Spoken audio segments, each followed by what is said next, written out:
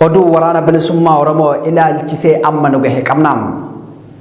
Waraanni bilisummaa Oromoo kan Walloo keessa socho'u magaalaa Kamisee fi naannawaa ishee Sanbatee fi Caffaa akkasumas bakkeewwan murteessoo to'annaa isaa jala oolchaa jiraachuu himem.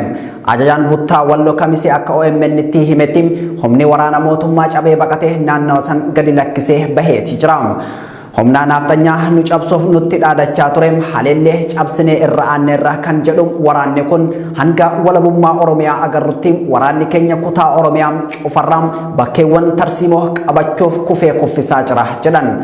Qeerroo fi qarreewwan Oromiyaa kutaa Oromiyaa mara jirtan hanga bilisummaa dhugaa agarruu hirrafina kan jedhu ajajaan Buttaa Walloo Kamisee kun walargaan Finfinneetti jedheeti jira.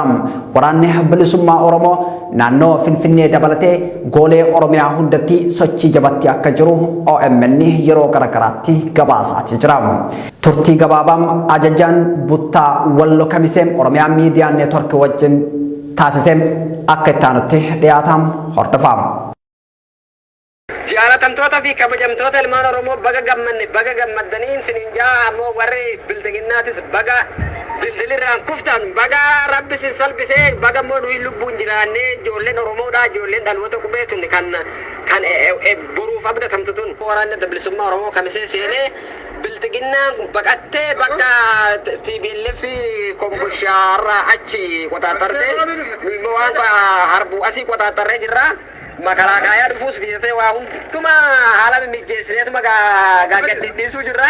Ijoolleen Oromoo Walloo baay'ee nu boonsitanii baay'ee galatoomaa isinin jaa ijoollee Oromoo Walloodha.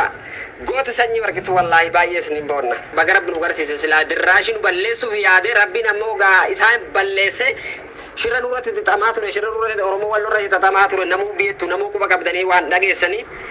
Akkuma isaan shira nurratti xaxasan gaa rabbiin nu dirmatee nu rabbi gargaarsa qabna rabbi bira jirra. Dhiiga abbaa keenya dhiiga obboleeyyan keenya kalee nu biraa kufanii san deebisee harka isaatiin rabbiin nu kaffale. Hordoftoonni bildiginnaa baga rabbi salphise baga xinnaatanii isiniin nu barbaada. Wal argaan magaalaa Finfinnee Oromiyaa nuuf haa ta'u inshaallah yeroo gabaabduu keessatti. Kamisee jeeti amma humna qeerroo jala jira humna qeerrooti jarri keessummaa keenya ta'ee jira.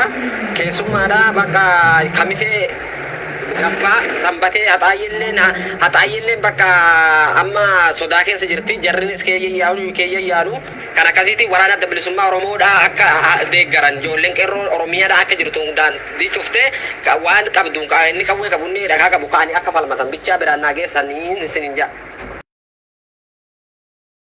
Tole kabajamtoota daawwattoota keenya oduu amma nu bira gahe kana qophiilee keenya biroo keessatti bal'inaan kan isin bira gahu ta'a hora bulaa.